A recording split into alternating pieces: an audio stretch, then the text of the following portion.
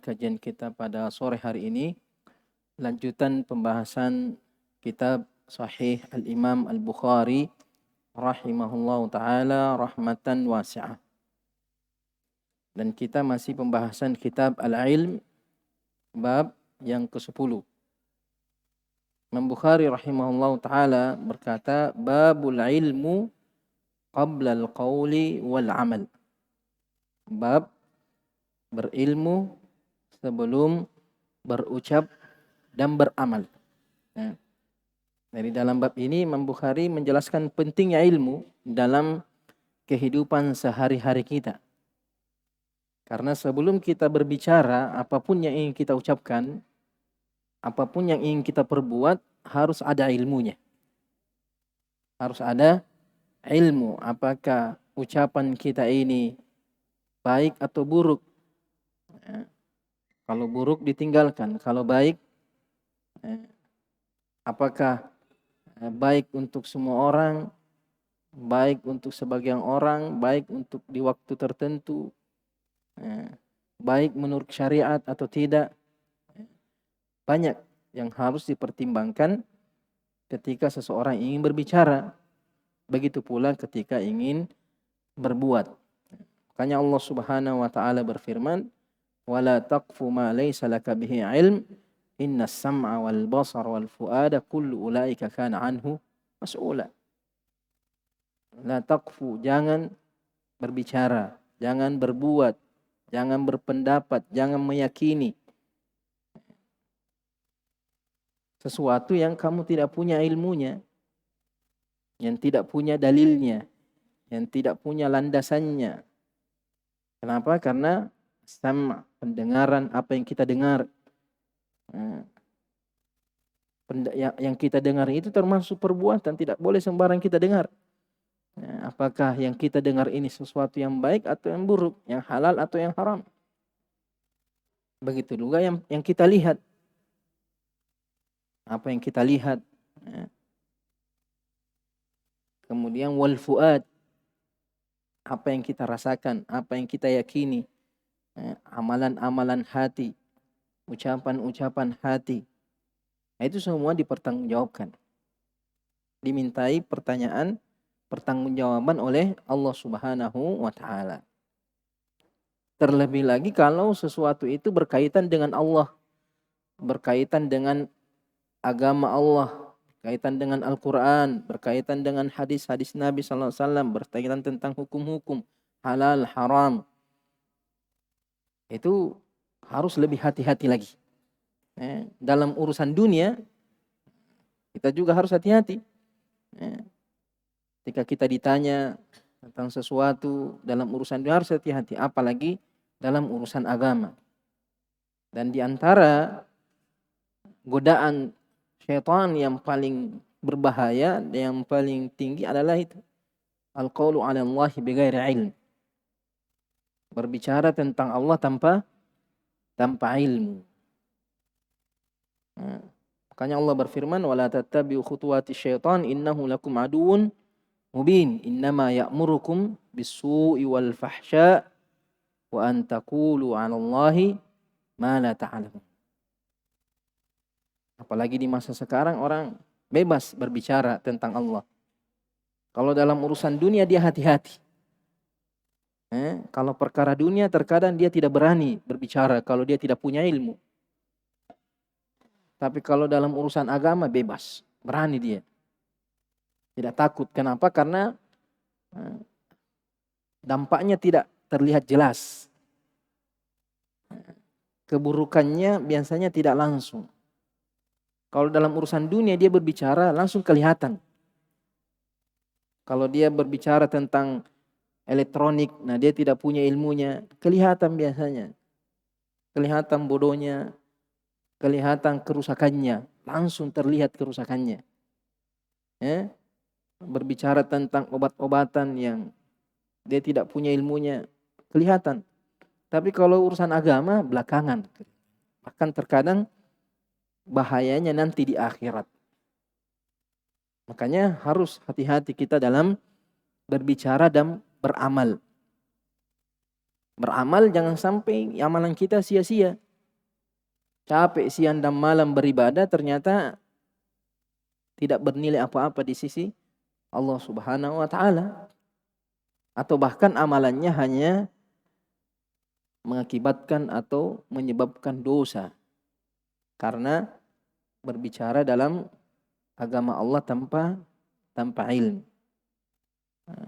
Jadi apapun yang ingin kita ucapkan, apapun yang ingin kita perbuat, sekecil apapun, maka harus ada ilmunya.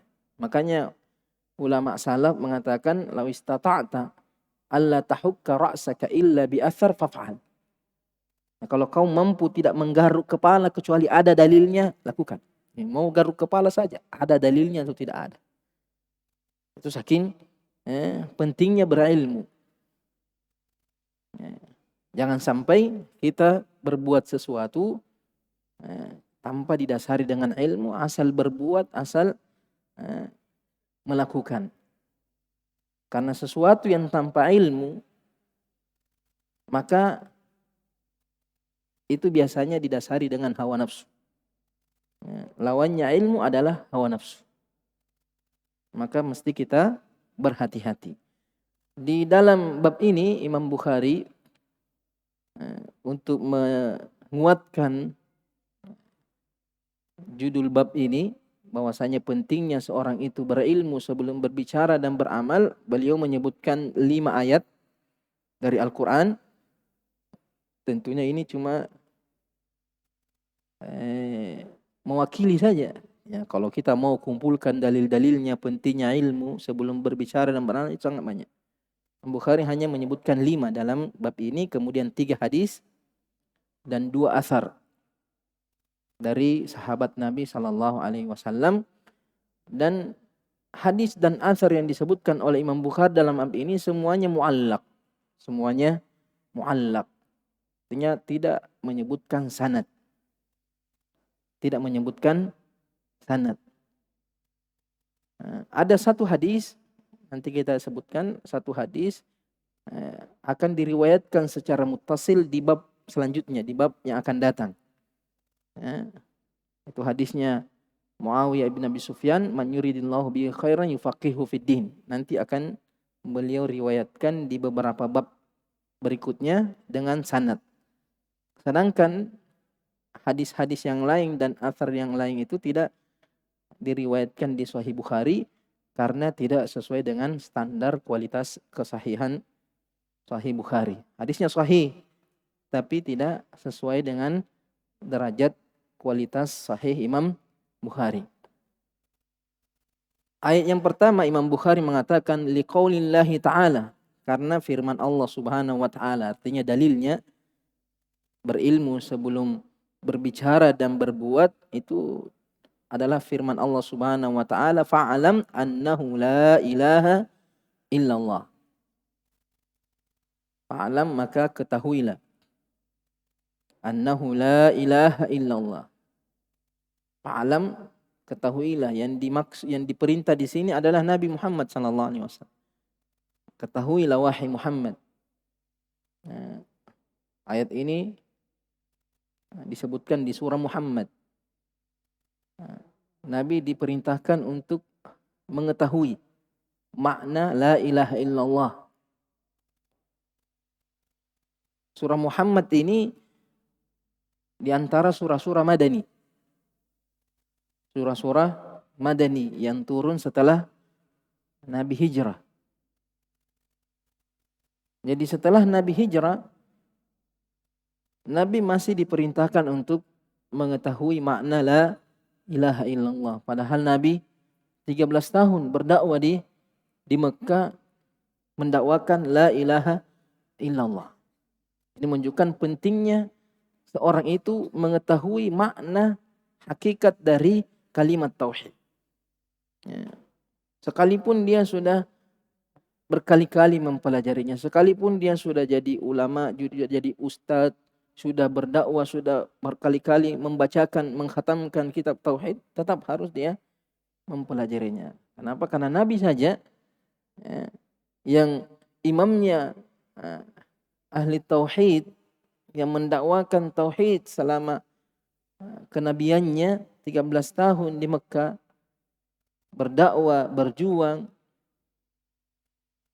menegakkan kalimat tauhid, setelah hijrah masih tetap diperintahkan. Kalau Nabi diperintahkan seperti itu, tentu kita lebih pantas untuk tidak menggampangkan ini mempelajari makna la ilaha illallah.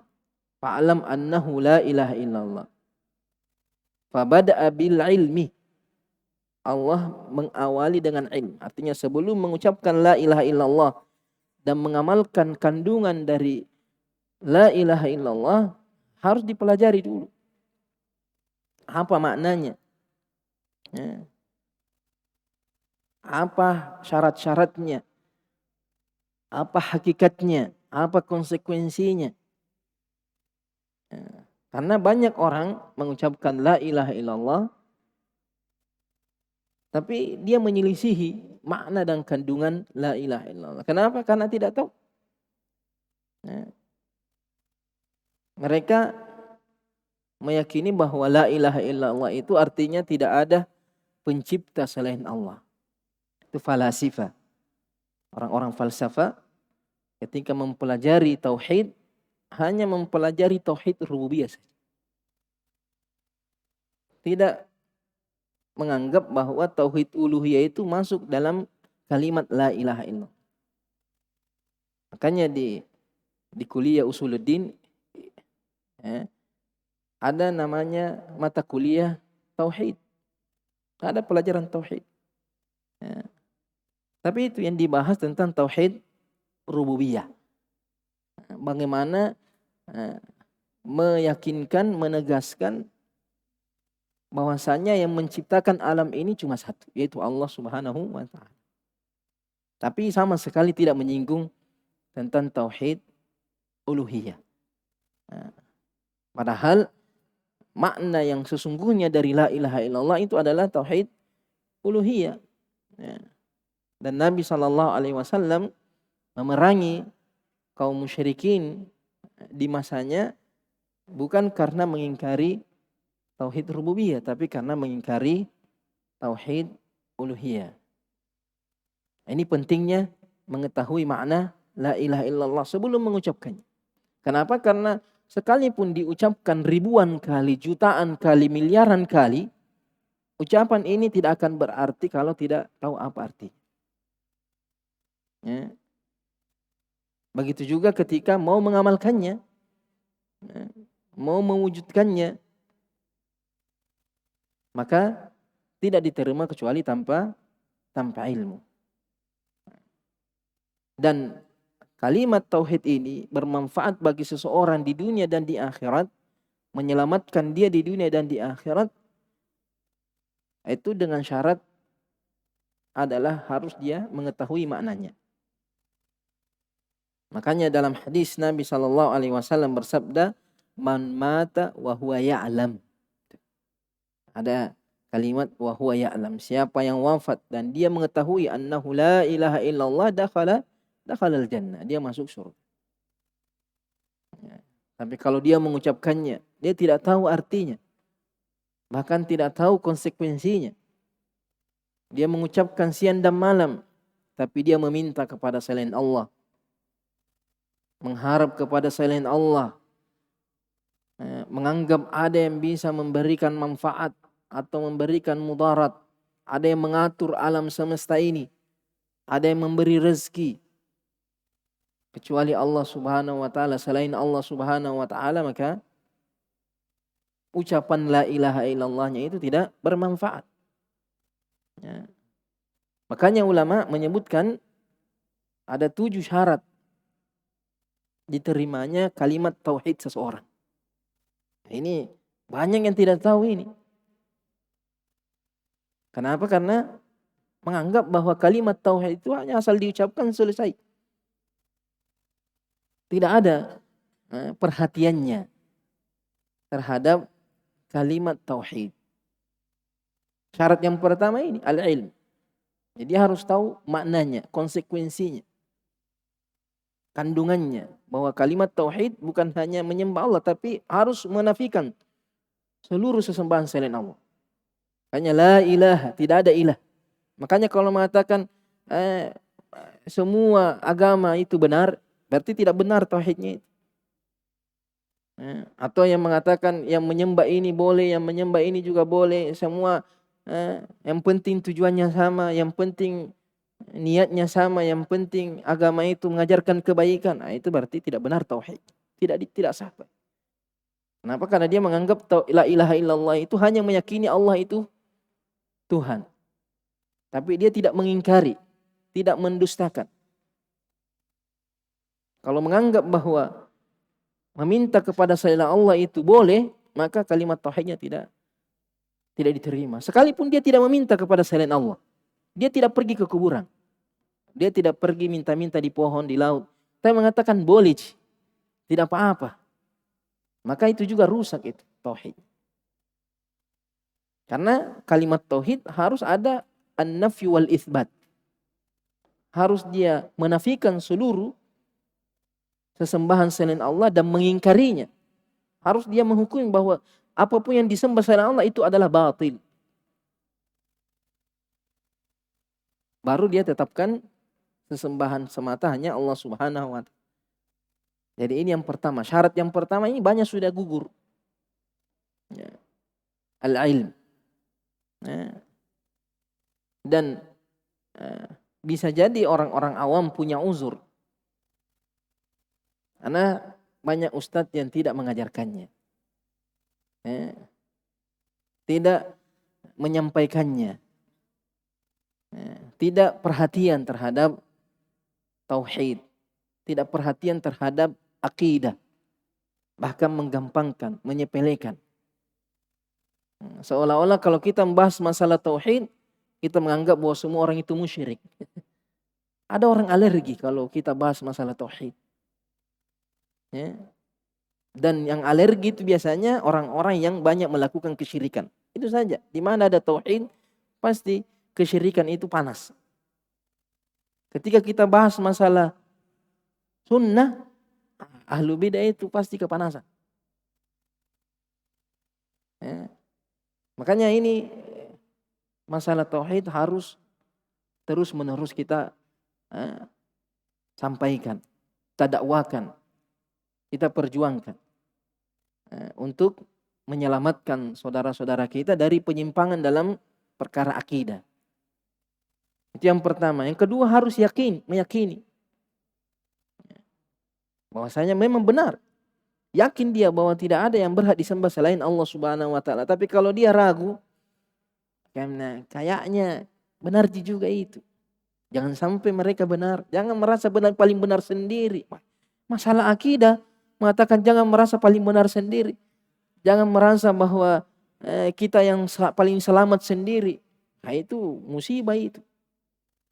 Kalau dia masih menganggap bahwa ada kemungkinan agama lain itu benar. Agama lain itu selamat. Wal'iyazubillah. Padahal Allah sendiri mengatakan, wa may yabtaghi ghairal islami dinan falan yuqbala min. Siapa yang mencari agama selain agama Islam, mengatakan Islam artinya istislam. Yang penting tidak ada Islam kecuali Islam yang dibawa oleh Nabi Muhammad sallallahu alaihi wasallam. Ya, betul. Nabi-nabi terdahulu, rasul-rasul terdahulu semuanya agamanya Islam. Ya. Tapi setelah diutus Nabi Muhammad tidak ada lagi Islam kecuali Islam yang diajarkan oleh Nabi Muhammad SAW. Tidak ada akidah. Nah, ada mengatakan saya akidah versi ini, akidah versi ini.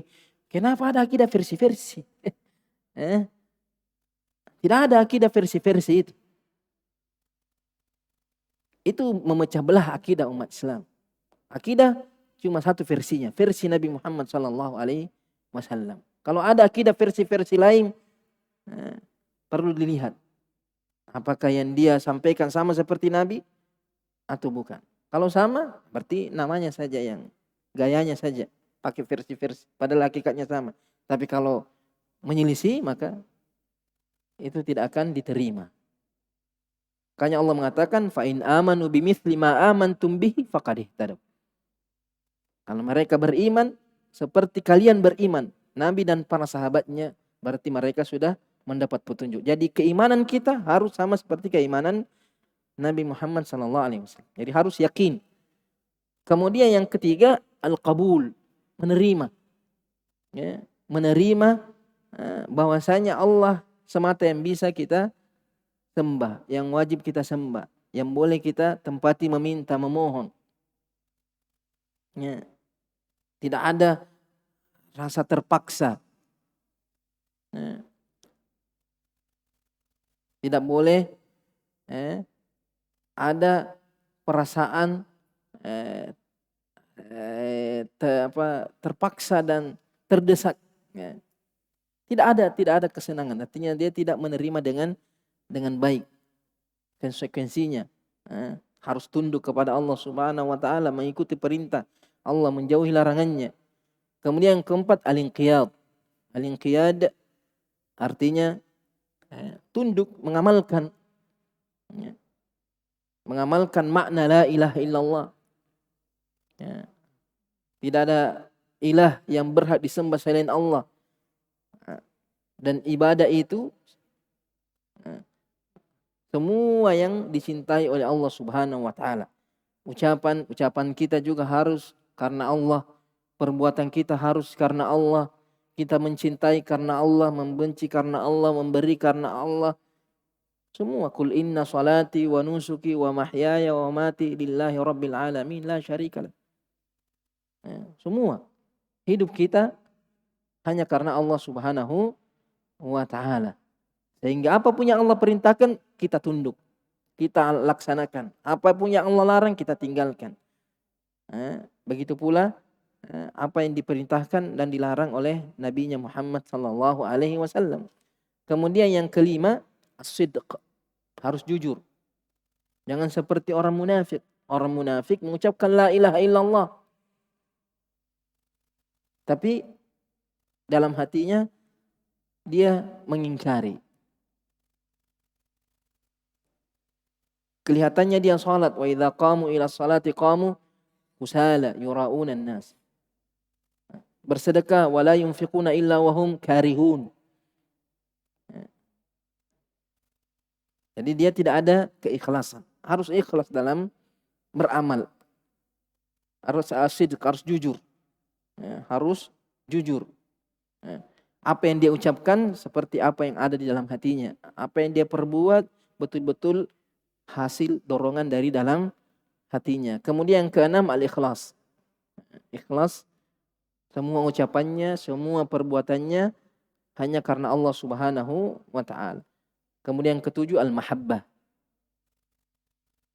Dia mencintai Allah Subhanahu wa taala, mencintai agama Allah Subhanahu wa taala, menjalankan perintah-perintah Allah penuh dengan rasa cinta.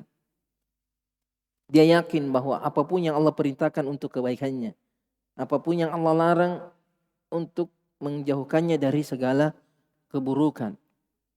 Tidak ada yang Nabi perintahkan kecuali untuk kemaslahatannya. Tidak ada yang Nabi larang kecuali untuk menjauhkannya dari segala keburukan.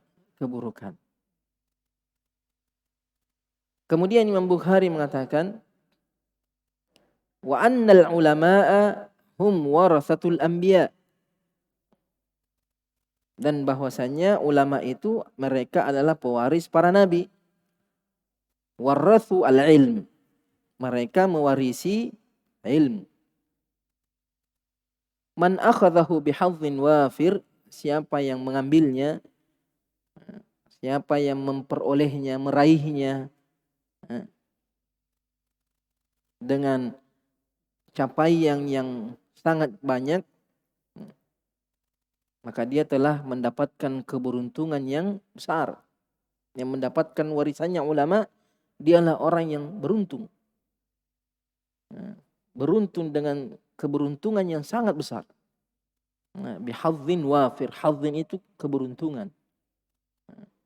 Al-wafir yang banyak. Wa man salaka tariqan yaltamisu bihi ilman sahhalallahu lahu tariqan ilal jannah. Siapa yang berjalan meniti suatu jalan menuntut ilmu, sahhalallahu lahu tariqan ilal jannah. Maka Allah Subhanahu wa taala akan memudahkan baginya jalan menuju surga. Hadis ini hadis sahih, diriwayatkan oleh Imam Abi Dawud dari Abu Darda. Di sini Imam Bukhari tidak menisbatkannya kepada Nabi. Imam Bukhari mengucapkan hadis ini seolah-olah adalah ucapannya. Tapi lasarnya adalah hadis Abu Darda radhiyallahu taala anhu, itu di Sunan Abi Daud. Sekalipun ada takdim wa ta'khir. Karena meriwayatkan hadis itu boleh ada takdim, ada ta'khir. Boleh mendahulukan yang belakang, yang di depan dibelakangkan selama tidak mempengaruhi makna. Selama tidak merubah makna. Seumpamanya hadisnya Abi Hurairah, sab'atun yudhilluhumullahu fi dhilli yauma la dhilla illa dhillu. Tidak hafal urutannya, maka boleh. Tidak wajib harus sesuai dengan urutannya. Beda dengan Al-Quran. Al-Quran harus, tidak boleh didahulukan ayat dengan ayat yang satunya, tidak boleh. Kalimat dengan kalimat. Ini juga menjadi isyarat mazhabnya Imam Bukhari itu bolehnya meriwayatkan hadis bil makna. Boleh meriwayatkan hadis bil makna. Artinya boleh meriwayatkan hadis sekalipun teksnya tidak persis. Yang penting maknanya benar, maknanya sama. Tidak menambah dan tidak mengurangi makna dari kandungan hadis tersebut. Adapun lafaznya, teksnya, mungkin dia bisa berubah. Sama seperti kalau kita menyebutkan hadis tanpa menyebutkan bahasa Arabnya, itu sudah riwayat bil makna namanya.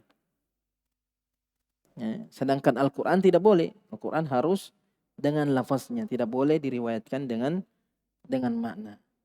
Dan boleh menjadikan ucapan Nabi itu seolah-olah ucapan kita. Seperti di sini Imam Bukhari tidak mengatakan qala Rasulullah, tidak.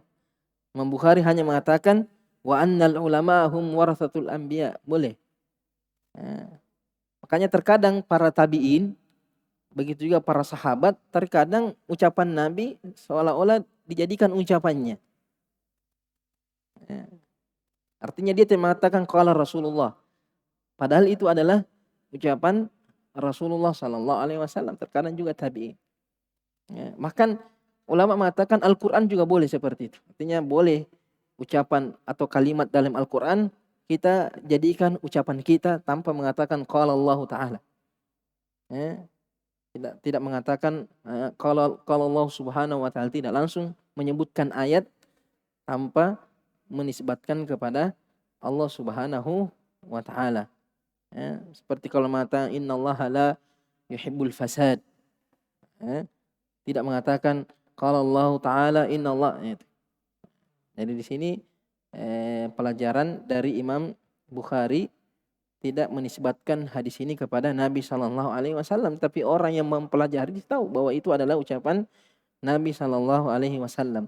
Lengkapnya hadis ini Abu Darda mengatakan Rasulullah sallallahu alaihi wasallam bersabda, "Man salaka tariqan yatlubu fiha ilman, salakallahu bihi tariqan min turuqil jannah." Allah akan, siapa yang meniti jalan, suatu jalan yang menuntut ilmu, jalan yang dia jalani untuk menyampaikan dia dalam mencari ilmu, maka Allah akan memudahkan dia meniti jalan dari jalan-jalan menuju surga. Ini isyarat dari Imam Bukhari bahwa orang yang menuntut ilmu itu, apabila dia menuntut ilmu, maka ucapan dan perbuatannya akan mengantar dia kepada surga. Tapi kalau dia berbicara, dia beramal, tidak didasari ilmu, maka dia akan meleset dari jalan menuju surga. Makanya ulama mengatakan tidak ada jalan yang paling mudah dan cepat sampai kepada surga kecuali dengan menuntut ilmu. Nah, dari mana kamu tahu bahwa ini jalan menuju surga? Bagaimana kamu tahu bahwa ini ucapan mengantarkan kamu ke dalam surga? Kecuali ada ilmunya. Kecuali kita sudah mempelajarinya. Sehingga jelas jalan yang kita tuju. Ini yang halal, ini yang haram. Ini yang boleh, ini yang tidak boleh. Ini tauhid, ini syirik. Ini sunnah, ini bid'ah. Itu tidak akan bisa diketahui kecuali dengan ilmu. Makanya ilmu dikatakan al-furqan. Wa may yattaqillah yaj'al lahu furqanan. Siapa yang bertakwa kepada Allah, Allah akan jadikan baginya al-furqan. Itu al-ilm. Karena dengan ilmu dia bisa membedakan. Tapi kalau tidak punya ilmu dia tidak bisa membedakan. Yang penting baik orang berbuat seperti itu dia juga ikut. Tidak ada yang mengontrol dia, tidak ada yang menuntun dia.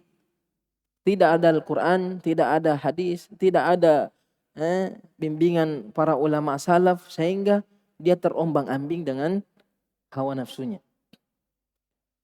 Kemudian Nabi mengatakan wa innal malaikah la tada'u ajnihataha ridan li talibil ilm. Malaikat meletakkan sayapnya sebagai bentuk keridhaan terhadap orang yang menuntut ilmu. Kenapa? Karena yang menyebabkan para malaikat diperintahkan sujud kepada Nabi Adam itu karena ilmu yang Allah ajarkan kepada Nabi Adam yang tidak diajarkan kepada para malaikat. Sehingga para malaikat menghormati penuntut ilmu. Kenapa? Karena kedudukannya penuntut ilmu itu lebih tinggi daripada ahli ibadah. Para malaikat tidak diragukan ibadahnya. Bahkan mereka tidak pernah durhaka kepada Allah. Tapi karena ilmunya Nabi Adam yang tidak diberikan kepada para malaikat, akhirnya malaikat sujud kepada Nabi Adam sebagai bentuk penghormatan. Sebagai bentuk penghormatan. Nah, kepada anak cucu Adam, siapa yang menuntut ilmu? Malaikat meletakkan sayapnya sebagai bentuk penghormatan. Wa innal 'alima la yastaghfiru lahu man fis samawati wa man fil ard. Wal jina wal hitan fi jawfil ma. Seorang yang berilmu maka akan dimintakan ampunan oleh semua yang ada di langit. Bayangkan, man fis sama. Semua yang di langit, siapa yang ada di langit? Malaikat. Berapa banyaknya malaikat? Ada yang tahu berapa jumlahnya malaikat? Setiap jengkal yang ada di langit itu ada malaikatnya. Kalau tidak sujud dia ruku berbanding kepada Allah. Itu semua memintakan ampunan. Itu jumlahnya banyak. Wa man fil ard. Semua yang ada di bumi. Wal hitan fi jawfi al-ma. Ikan-ikan, berapa banyak ikan di langit? Ikan lure-lure saja berapa banyaknya itu? Baru satu jenis ikan itu bagaimana? Kita tidak tahu. Di laut yang paling dalam yang bisa jadi manusia belum sampai ke situ. Berapa banyak makhluk di dalam situ? Itu semua mendoakan orang yang menuntut ilmu. Makanya kita bersyukur kepada Allah Subhanahu wa taala kita dijadikan penuntut ilmu. Itu kedudukan terbesar, kedudukan paling tinggi. Cuma kadang kita tidak sadari. Kita merasa tersiksa, terbebani. Padahal ini mangkabah. Nah, ini kemuliaan dari Allah Subhanahu wa taala. Banyak orang terhalang dari situ. Mau sekali menuntut ilmu tidak dikasih waktu, sibuk dengan dunia. Bahkan menuntut ilmu lagi, ilmu yang tidak jelas lagi. Ilmu pelet, ilmu santet, ilmu ini. Terkadang ilmu yang tidak bermanfaat yang dia pelajari. Bahkan ilmu maksiat dia pelajari. Waliyazubillah. Ini bayangkan, semua makhluk mendoakan. Kenapa semua makhluk mendoakan? Karena penuntut ilmu itu selalu memberikan kebaikan. Dimanapun dia berada, dia selalu memberikan kebaikan. Sebagaimana Nabi Isa, wa ja'alani mubarakan ainama kunt. Selalu mengajarkan kebaikan. Ilmu yang dia miliki bukan untuk dia saja, tapi untuk orang lain. Senantiasa menasihati manusia untuk tidak berbuat kerusakan. Sehingga semua makhluk, malaikat mendoakan. Karena tidak mengganggu malaikat. Innal malaika yata'adza bima yata'adza bihi banu Adam. Orang berilmu, dia tidak akan menyakiti malaikat. Dengan sesuatu yang menyakiti manusia. Sehingga malaikat merasakan manfaat dari ilmu seorang yang berilmu. Tanaman-tanaman, hewan-hewan, Semua mendapatkan manfaat dari ilmu seorang yang berilmu. Kalau ilmunya benar. Tapi banyak orang ilmunya tidak benar. Dirinya saya tidak bermanfaat, apalagi orang lain. Ilmunya hanya untuk menyakiti orang. Ilmunya untuk merendahkan orang lain. Berarti bukan itu yang dimaksud. Jadi ulama yang mendapatkan doa dari penduduk langit, penduduk bumi, itu hanya orang-orang yang ilmunya bermanfaat. Wa inna fadlal alimi 'alal 'abidi ka fadlil qamari lailatal badri 'ala sairil kawakib. Perbandingannya orang yang berilmu dengan orang ahli ibadah. Ahli ibadah di sini ahli ibadah yang mengamalkan ibadah dengan ilmu. Artinya bukan bid'ah yang dia lakukan, tidak. Cuma ilmunya hanya untuk dia saja. Artinya dia tahu sesuatu, dia amalkan. Tapi dia tidak ajarkan kepada orang lain. Jadi perbandingannya orang yang berilmu, yang mengajarkan ilmunya, yang mengamalkan ilmunya, adapun berilmu kalau dia tidak amalkan, sama saja, lebih bagus ahli ibadah daripada dia. Ya toh? Lebih bagus ahli ibadah daripada orang berilmu yang tidak mengamalkan ilmu. Jadi yang berilmu lebih mulia daripada ahli ibadah kalau dia mengamalkan ilmunya dan mengajarkan ilmunya kepada orang lain. Ibaratnya seperti bintang-bintang dengan Lailatul Badr, bulan di malam purnama. Bagaimana besarnya, cahayanya, indahnya bulan purnama, sedangkan satu bintang kecil tidak terlihat. Hanya bagikan titik saja. Itu kemuliaannya orang yang berilmu. Kemudian ucapannya Imam Bukhari atau bagian yang disebutkan Imam Bukhari, wa innal ulama'a waratsatul anbiya. Ulama itu pewaris para nabi. Wa innal anbiya lam yuwarithu dinaran wala dirhaman. Para nabi tidak mewarisi harta dan dirham. Makanya kalau ulama, para nabi meninggal, harta warisannya itu menjadi wakaf. Makanya ketika Fatimah datang kepada Abu Bakar Siddiq meminta warisan Nabi SAW, Abu Bakar mengatakan para nabi tidak mewariskan harta. Tidak mewariskan harta benda kepada keturunannya. Tapi dijadikan wakaf bagi umat Islam. Nabi tidak mewariskan harta, dinar dan dirham. Warathu al-ilm. Mereka mewarisi ilmu. Faman akhadahu akhadha bihadzin wafir. Siapa yang mendapatkannya, bahkan dia mendapatkan keberuntungan yang sangat besar. Jadi di sini isyarat bahwa ulama itu pewaris Nabi, berarti ilmunya harus bersumber dari Nabi, yaitu Al-Quran dan Sunnah. Tapi kalau ada orang dianggap ulama tapi ilmunya bukan dari Al-Quran, tapi dari Karl Marx, Aristoteles, Falas, berarti dia pewaris Aristoteles, pewaris filosof, bukan pewaris ulama. Jadi kalau mau melihat seorang itu ulama pewaris Nabi, ucapannya lihat. Terkadang ceramah 1 jam, 2 jam, tidak ada ayat disebut biar satu. Tidak ada hadis disebut biar satu. Bagaimana bisa dikatakan dia pewaris para nabi? Nah, nabi yang diwariskan adalah Al-Quran. Justru dia membantah Al-Quran, menentang Al-Quran, mentakwil Al-Quran, menentang hadis-hadis Nabi. Terkadang hadis sahih ditolak, hadis dhaif, hadis palsu diamalkan. Warisan dari mana itu?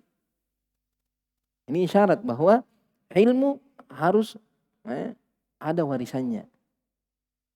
Ada yang dia ikuti dari apa-apa yang ditinggalkan oleh Nabi. Makanya Nabi mengatakan, ini taraktu fikum amrayni lan tadillu ba'dahu abad. Saya meninggalkan kepada kalian 2 sesuatu, kalian tidak akan tersesat. In tamassaktum bihima, kalau kalian berpegang teguh dengan keduanya. Kitabullah wa sunnati. Jadi dari hadis ini syahidnya bahwasanya orang yang berilmu itu akan dimudahkan surga bagi Allah. Kenapa? Karena ucapannya berdasarkan ilmu, perbuatannya berdasarkan ilmu, sehingga ucapannya tidak sia-sia, perbuatannya juga tidak sia-sia. Kemudian selanjutnya Imam Bukhari mengatakan, wa qala jalla dzikruh, Dan berkata Allah Subhanahu wa taala, jalla dzikruhu, mulia penyebutannya, namanya, sifatnya. Innama yakhsyallaha min ibadihi al-ulama. Sungguhnya yang takut kepada Allah Subhanahu wa taala hanya dari hamba-hambanya yang berilmu. Jadi dengan ilmu kita tidak sembarang bicara. Kita takut kepada Allah Subhanahu wa taala. Kita takut ini ucapan kita ini diridhai Allah atau tidak, dibenci atau tidak. Itu kalau dia berilmu. Tapi kalau dia bicara, asal bicara, seenaknya saja menuduh, memfitnah, seenaknya saja berkomentar tanpa dipikir panjang, nah itu bukan ulama itu, sekalipun dia berlabel ulama. Karena ulama terlihat dari ucapannya, penuh dengan khasyah. Ucapannya khasyah, perbuatannya juga khasyah. Takut.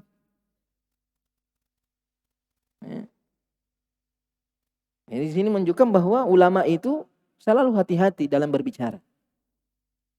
Selalu berhati-hati dalam berbuat. Karena ilmunya dia tahu mana yang Allah senangi, mana yang Allah tidak senangi.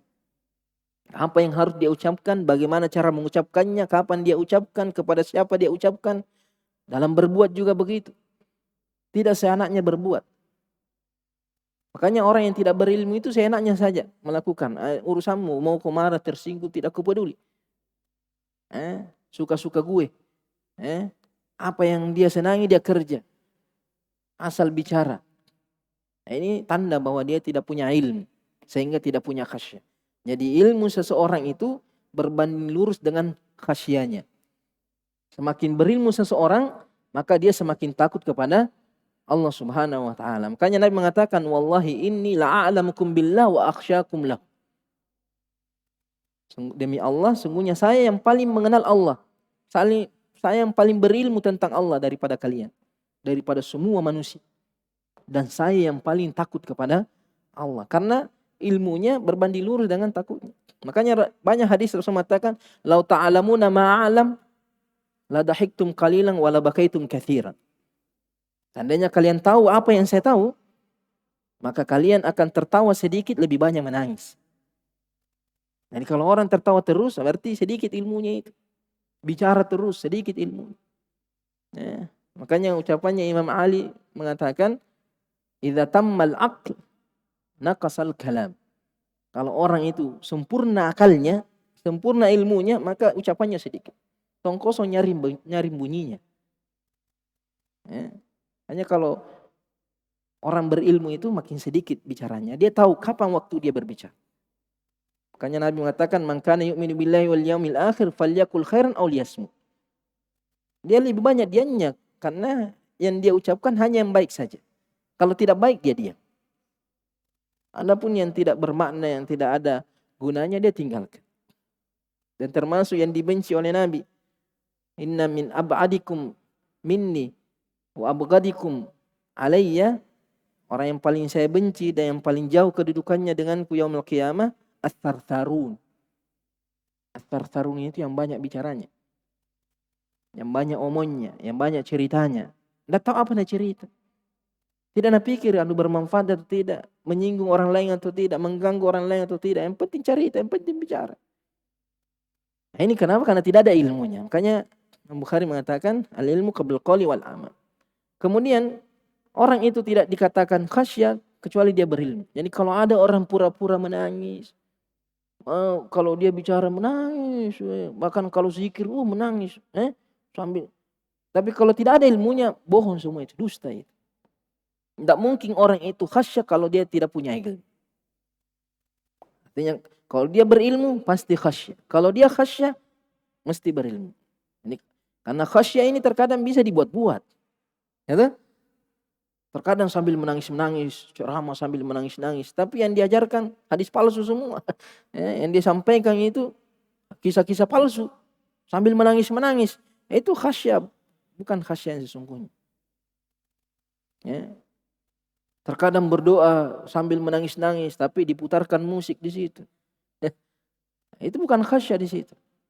Jadi innama yakhsyallaha min ibadil ulama. Artinya yang takut kepada Allah, yang berilmu itu yang takut. Yang takut itu berilmu. Tidak ada ilmu tanpa khasyah. Tidak ada khasyah tanpa ilmu.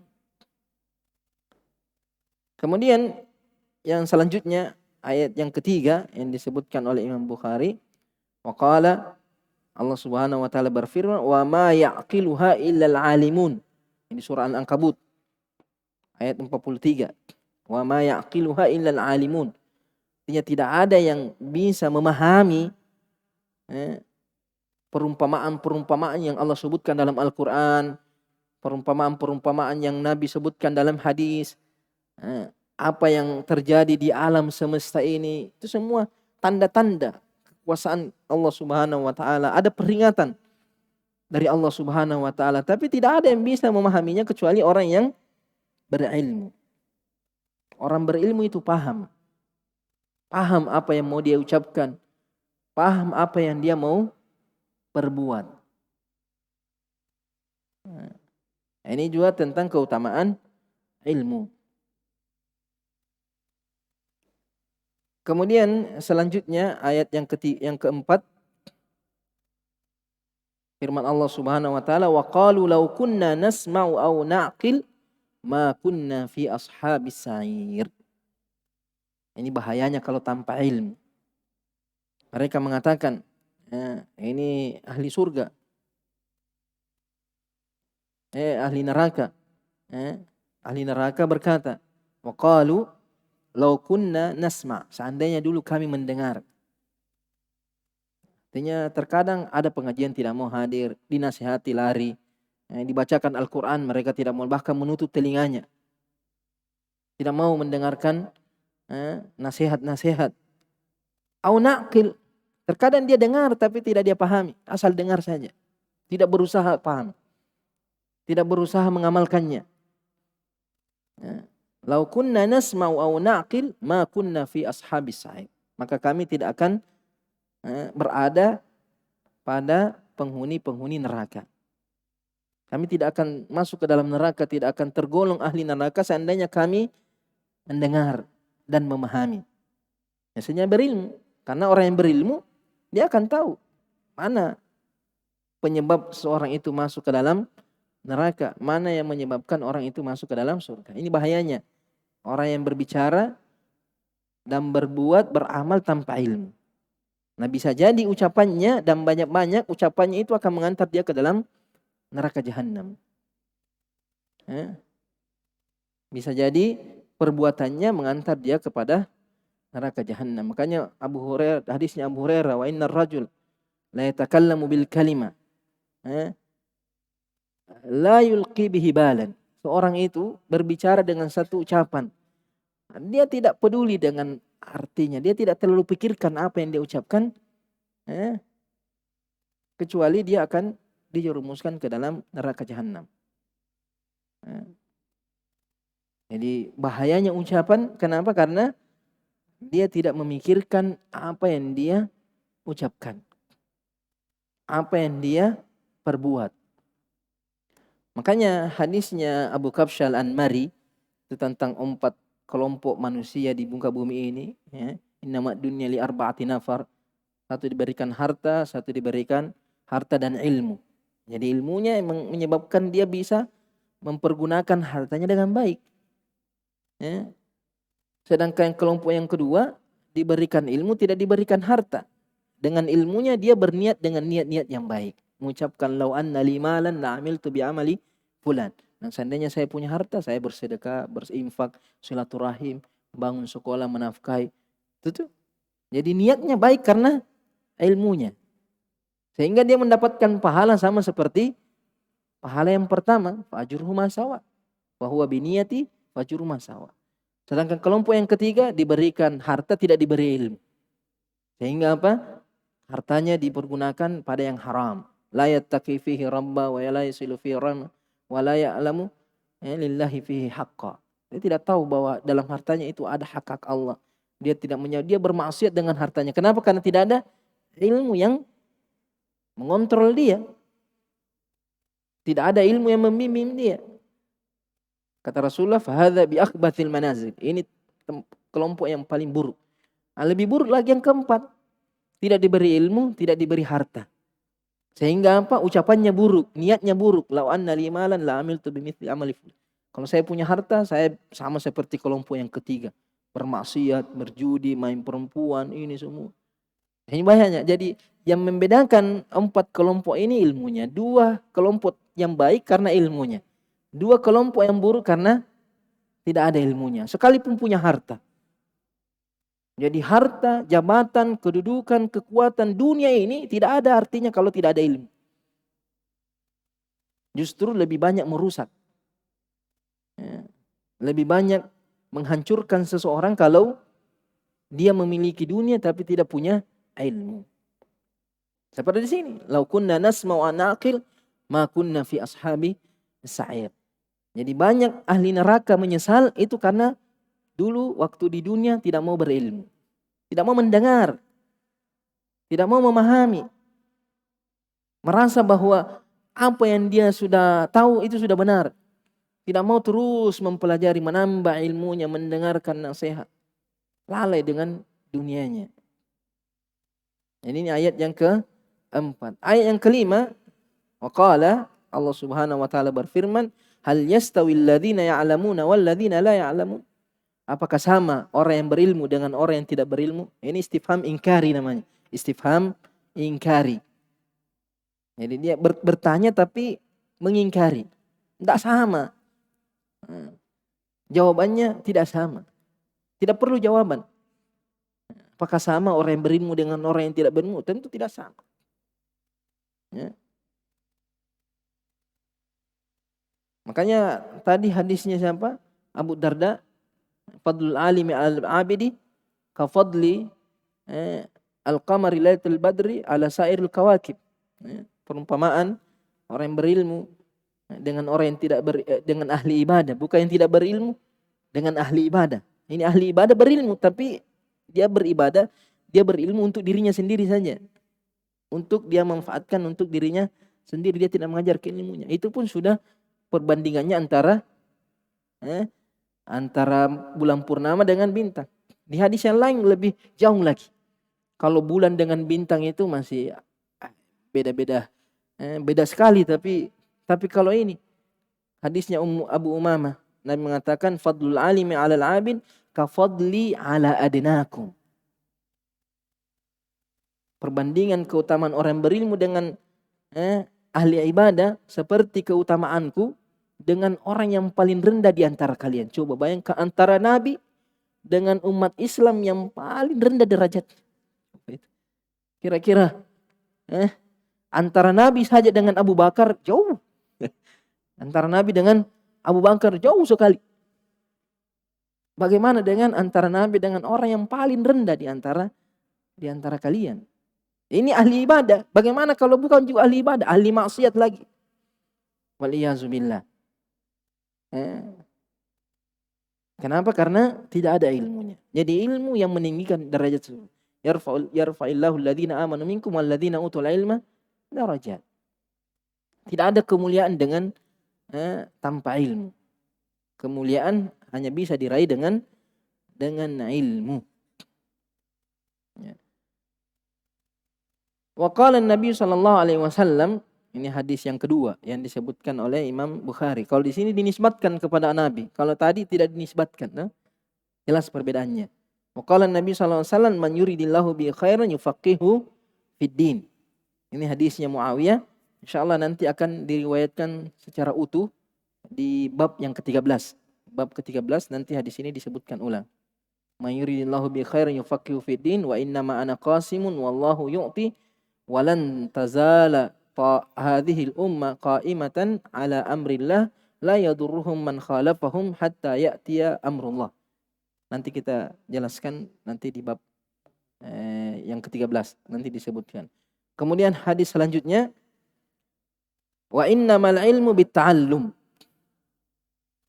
Innamal ilmu bitta'allum. Kalau orang tidak hati-hati dia anggap ini satu hadis, padahal tidak, ini dua hadis. Ini termasuk riwayat hadis bil makna. Terkadang satu hadis digabungkan menjadi satu. Terkadang dua hadis dipisah. Itu boleh. Mazhabnya Imam Bukhari, sekalipun ada ulama mengatakan tidak boleh. Mazhabnya Imam Bukhari boleh, dan itu yang kuat selama tidak mempengaruhi makna. Jadi boleh meringkas suatu hadis seperti tadi itu. Man yuridillahu bi khairin yufaqihu fiddin. Ini penggalan dari hadis secara utuh. Jadi boleh memenggal hadis selama tidak mempengaruhi makna. Tapi kalau mempengaruhi makna tidak boleh. Seperti orang seumpamanya meriwayatkan hadis atau menyebutkan hadis, sallu qablal maghrib, sallu qablal maghrib, sallu qablal maghrib. Dia titik di situ. Itu tidak boleh. Kenapa? Karena seolah-olah perintah ini wajib orang sholat sunnah sebelum maghrib. Harus disambung liman sya'a. Karena kalimat liman sya'a di sini menunjukkan bahwa ini cuma anjuran saja bagi yang mau. Ada juga hadis yang sering dipotong-potong juga sehingga pemahamannya keliru. Itu hadis Nabi sallallahu hadis ucapannya Aisyah. Ma khuyran Nabi sallallahu alaihi wasallam bainal amrayni illa ikhtara aisarhuma. Titik sampai di situ. Nabi tidak disuruh memilih dua sesuatu kecuali Nabi memilih yang paling mudah. Tidak boleh, harus sambungnya, ada sambungannya. Malam yakun its, selama bukan dosa. Ini masalahnya. Jadi terkadang biar dosa, ini yang paling mudah. Yang mudah, tidak boleh. Nabi pilih yang mudah kalau bukan dosa. Artinya sama-sama kebaikan. Ada sama-sama kebaikan. Nabi pilih yang paling mudah. Tapi kalau satu baik, satu maksiat, tidak boleh kita mengatakan pilih yang paling mudah. Jadi di sini Imam Bukhari menyebutkan hadis innamal ilmu bitta'allum. Hadis ini diriwayatkan dari Abu Hurairah oleh Al-Khatib Al-Baghdadi dalam kitabnya Tarikh. Hadis ini dihasankan oleh Syekh Albani rahimahullahu taala dengan beberapa syawahidnya. Syahidnya innamal ilmu bitta'allum. Ilmu itu harus dipelajari. Tidak boleh tidak mungkin seorang itu menjadi ulama kalau dia tidak belajar sebelumnya. Tiba-tiba jadi ulama, tidak tahu dari mana. Baru tobat langsung jadi ulama. Sehingga dia berbicara tanpa ilmu, berbuat tanpa ilmu. Tidak mungkin seorang itu berilmu kecuali dia pernah belajar. Jelas di mana dia siapa gurunya, di mana belajar. Tidak boleh tiba-tiba muncul langsung jadi ulama. Dari mana? Saya dari bertapa di hutan, di gua. Di situ dia dapat ilmu laduni syaitan. Ilmu dari syaitan kebanyakan itu. Tidak. Kecuali para nabi dan rasul. Para nabi dan rasul ilmunya tidak ta'allum. Ilmunya itu hibah. Pemberian langsung dari Allah Subhanahu wa taala. Tapi selain nabi dan rasul, semua ilmunya harus mitahal. Karena terkadang menjadikan alasan itu kisahnya Nabi Khidir. Mengatakan Nabi Khidir bahkan menganggap bahwa Nabi Khidir itu bukan nabi, mengatakan wali, sehingga mengatakan wali itu lebih tinggi derajatnya daripada nabi. Waliyazubillah. Tidak, Nabi Khidir itu adalah nabi. Jadi ilmunya Nabi Khidir itu ilmu laduni karena dia adalah nabi. Langsung diberi ilmu oleh Allah Subhanahu wa taala. Sedangkan selain nabi harus belajar. Cuma terkadang orang ketika sementara belajar, terkadang Allah bukakan dia ilmu. Di situ baru dapat ilmu laduni. Tapi kalau duduk-duduk tiba-tiba langsung berilmu, itu mustahil. Tapi ketika kita belajar, kita baca buku, tiba-tiba Allah bukakan pemahaman. Ada ayat, langsung kita paham ayat itu. Allah mudahkan ilmu. Itu ilmu ladun. Terkadang Allah memberikan pemahaman, tapi itu setelah melalui proses menuntut ilmu. Jadi ini bantahan terhadap orang yang mengaku berilmu, menampakkan keilmuan, tapi dia tidak melalui proses menuntut ilmu. Mengatakan saya mimpi ketemu Allah Subhanahu wa taala, langsung bilang ini halal, ini haram. Dan kamu itu ilmumu dari manusia ke manusia ke manusia. Kalau saya dari min qalbi ila rabbi. Ilmunya itu dari hatinya langsung kepada Rabbnya. Allah. Ini musibah. Kalau begini kaidahnya, semua orang bisa tidur saja pakai sorban besar, tasbih besar. Sudah, ilmu laduni. Selesai. Langsung diwariskan itu ilmu. Tidak. Betul, ilmunya Nabi itu diwariskan, tapi cara mewarisinya itu harus belajar dari Nabi, belajar dari yang mewarisi dari Nabi, para sahabat tabi'in. Itu warisan. Tidak bisa ambil tiba-tiba. Mengatakan ini hadis sahih, saya ketemu Nabi, dia bilang sahih hadis ini. Itu ada. Ini dalam Ghulatus Sufiyah, kaedahnya menerima hadis mendaif. hadis dengan al-kusyufat. Dengan mentasih, mendaifkan hadis dengan metode al-kusyufat. Jadi tidak ada gunanya kita belajar mustalah hadis, semua itu tidak ada gunanya. Berhenti saja belajar mustalah hadis. Kenapa? Tinggal tidur bertemu dengan Rasulullah, sahih, daif, selesai. Betul, tidak ada orang, semua orang yang bertemu Nabi, syaitan tidak bisa menyerupai wujudnya Nabi. Pasti kalau orang itu bertemu ketemu Nabi, pasti itu bertemu dengan Nabi. Tapi setan bisa berdusta mengatakan saya Nabi. Jadi bedakan, setan itu berbentuk wujudnya Nabi, mustahil, tidak bisa. Tapi setan bisa nih, saya ini Nabi. Bahkan terkadang melihat sambil merokok Nabi, sambil masih ketemu Nabi. Tanya sifat-sifatnya, Nabi tidak tahu. Bagaimana caranya? Jadi siapa yang kamu lihat? Jadi setan tidak bisa berwujud seperti wujudnya Nabi, tapi bisa mengaku sebagai Nabi. Katakan, saya Nabi, jam mau ke sholat. Sudah, kamu sudah sampai tingkat ma'rifah, sudah tinggi levelmu. Tidak perlu sholat lagi, tidak perlu lagi puasa. Dan banyak orang percaya. Nah, ini tidak bisa. Al-ilmu bita'allum. Harus jelas di mana dia menuntut ilmu, harus ada prosesnya. Kemudian waqala Abu Dzar, ini asar yang disebutkan. Waqala Abu Dzar, "Law wada'tumus samsama ala hadhihi." Kalau kau meletakkan pedang yang tajam, as-samsama itu pedang yang sangat tajam. Ala hadhihi wa asyara ila qafa. Dia tunjuk ke lehernya. Wa asyara ila qafa. Thumma dhanantu anni unfidhu kalimatan sami'tuhu minan Nabi sallallahu alaihi wasallam qabla an tujizu alayya la anfadtuh. Ini kalau kalian meletakkan pedang ini di leher saya, kemudian saya meyakini, dhanantu di sini meyakini, mengetahui bahwa saya akan menyampaikan satu ucapan, satu hadis yang saya dengar dari Nabi SAW sebelum kalian membolehkannya, maka saya akan tetap menyampaikannya. Ini athar diriwayatkan oleh Imam Ad-Darimi dalam kitabnya Sunan, ada kisahnya. Kisahnya ini Abi Dzar dilarang oleh Utsman bin Affan untuk berfatwa.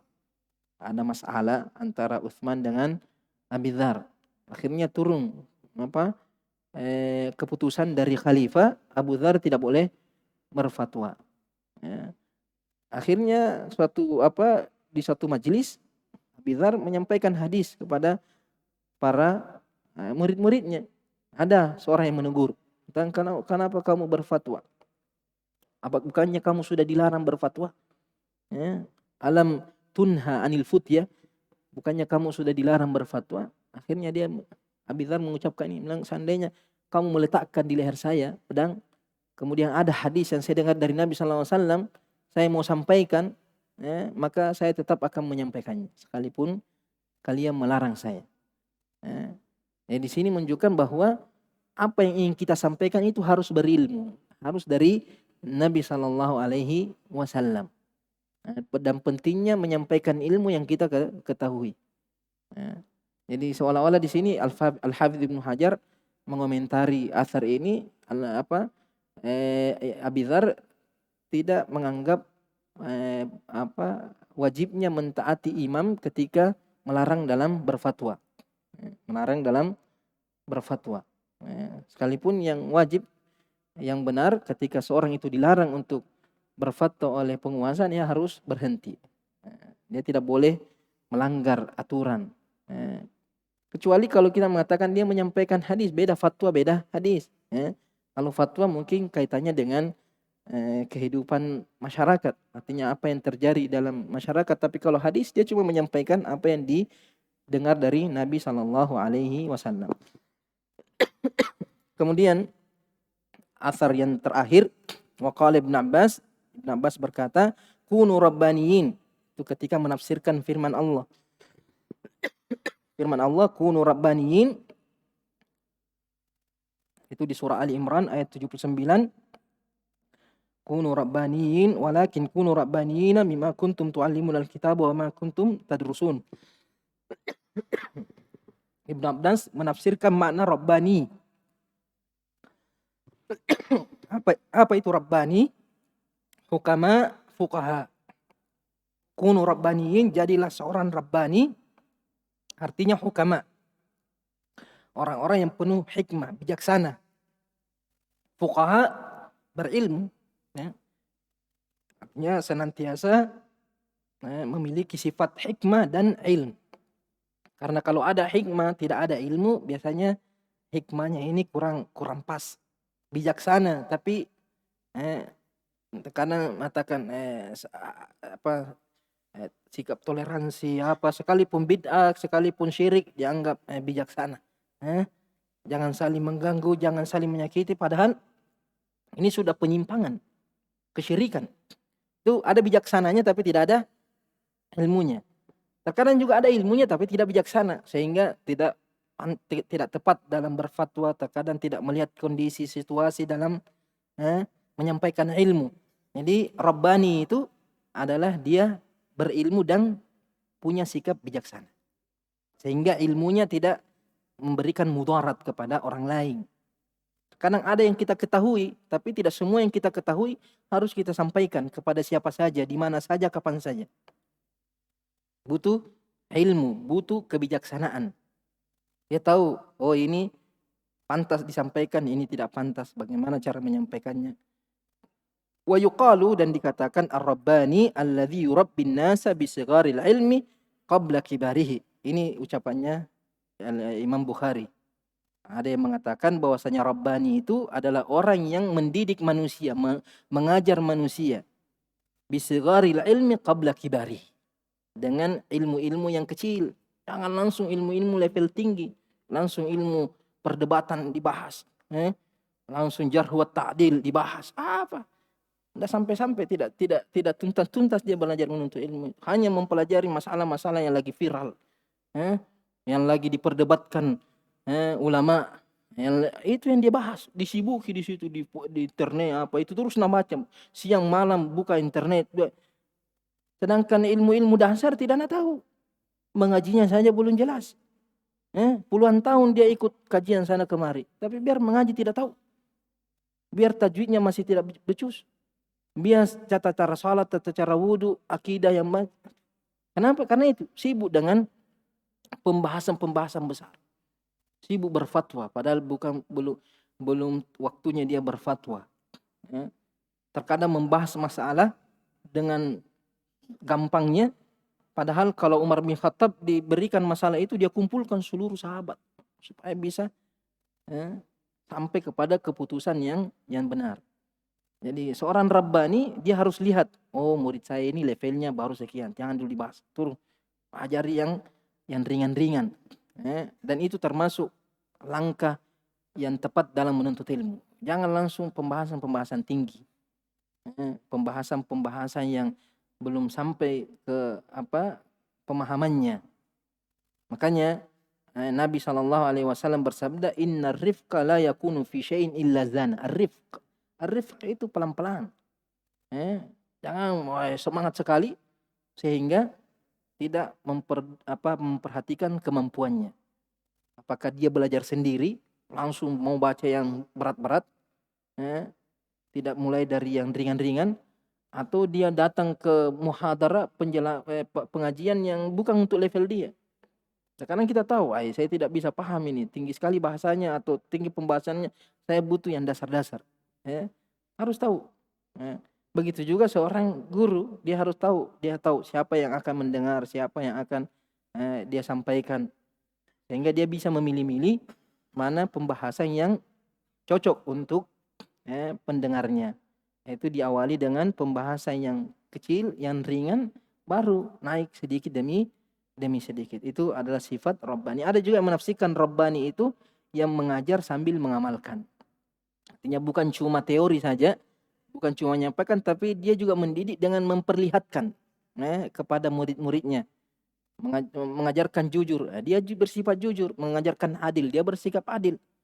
Jangan sampai kita sibuk memperbaiki manusia, kita sendiri juga jauh dari kebaikan, tidak peduli terhadap diri kita. Karena terkadang guru itu cerminan dari murid-muridnya. Kalau gurunya akhlaknya buruk, muridnya ikut juga itu. Kalau gurunya suka mencela, menghina, mencaci maki, ikut juga begitu muridnya. Kalau gurunya tidak menghormati, tidak mengasihi, tidak menyayangi, maka muridnya juga akan seperti itu. Karena murid bukan cuma yang dia dengar, tapi yang dia lihat. Bahkan yang kita lihat itu lebih banyak pengaruhnya daripada apa yang kita dengar. Yang kita dengar ini biasanya hilang. Tapi yang kita lihat sehari-hari, lihat bagaimana cara berbicaranya, bagaimana cara bersikapnya, bagaimana cara memperlakukan orang lain, itu yang melekat pada seorang murid. Itu Rabbani. Jadi ada yang mengatakan Rabbani itu yang mendidik dengan ilmu dan pengamalan. Dengan ilmu dan pengamalan.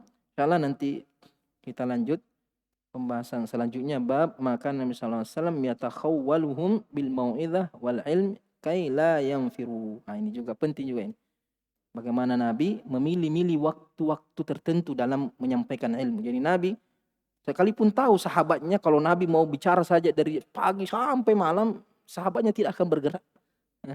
Tapi Nabi tetap tahu bahwa sahabatnya ini manusia punya kesibukan sehingga memilih-milih waktu yang tepat atau waktu-waktu yang pas untuk menyampaikan ilmu kepada para sahabatnya. Insyaallah nanti kita lanjut pertemuan berikutnya. Subhanakallahumma bihamdik asyhadu an la ilaha illa anta astaghfiruka wa atubu ilaik. Wassalamualaikum warahmatullahi wabarakatuh.